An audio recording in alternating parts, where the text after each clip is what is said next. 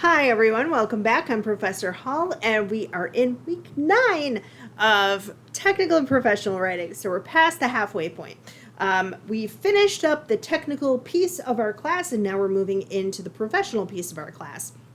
So we have basically two things this week that are going to be assignments. The first is the discussion forum, and I'll talk about that briefly.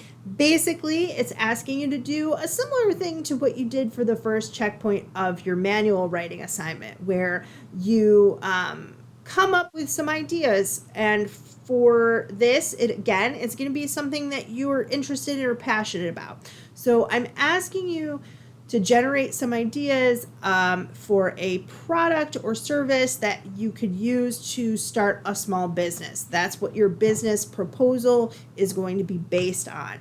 In this discussion forum, I'm asking you to come up with at least 2 ideas. If you want to do 3 or 4, that works too.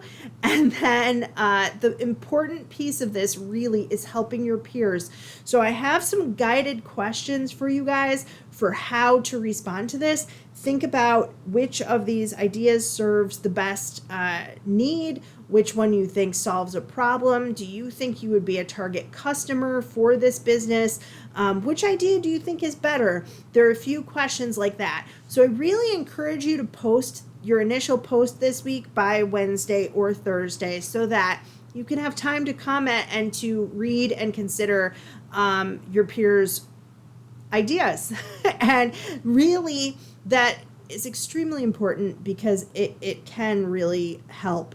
I think that for some people, the hardest part of this assignment is coming up with an idea. So I changed this. It used to just be an assignment, but now it's a discussion forum so that you can kind of help each other. The second thing that you guys have this week is your resume writing assignment. I have a lot of resources for you, including some sample resumes of entry-level jobs. I know that a lot of you come in with tons of work experience, and maybe you might have longer resumes, or maybe you might want to tailor that to a new career or a new path. So there's a number of resumes in there for you to look at from different fields, depending on what you might want to go into. I recommend looking them over. There's a resume writing guide, and there's also a chapter from your book, and a lecture from me helping to guide you in doing the resume. When you look at the rubric for the resume, you're graded on a number of things. The biggest thing and the most important, and I cannot stress this enough, please format your resume. I cannot tell you how many people just turn in like a bullet pointed thing of all of the work that they've ever done their whole life. This really is meant to be a document that you can use later on, and it's going to be part of your final sort of portfolio project business proposal that we're doing as well. So the points of the rubric: follow the assignment, contact information, education, work experience, skills, the formatting, and then the articulation. Is it free from error with grammar, punctuation, all that kind of stuff. In terms of how you format the education, this is something I see a lot of people kind of mix up as well.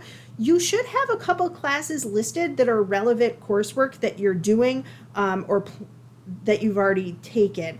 And you should also have your anticipated graduation date. You can see how to format that in the directions that are in your textbook and the other resources. And you can also see examples of it in real life of those sample resumes.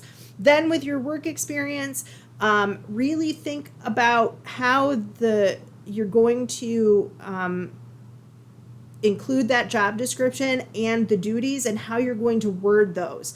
Again, the sample resumes are really helpful for this, but I do give some tips in the lecture as well. So those are the 2 assignments for this week. I hope that you don't have any questions, but if you do, just let me know. And I can't wait to see your business ideas. I'm really excited for that project. Thanks, everyone. Have a great week.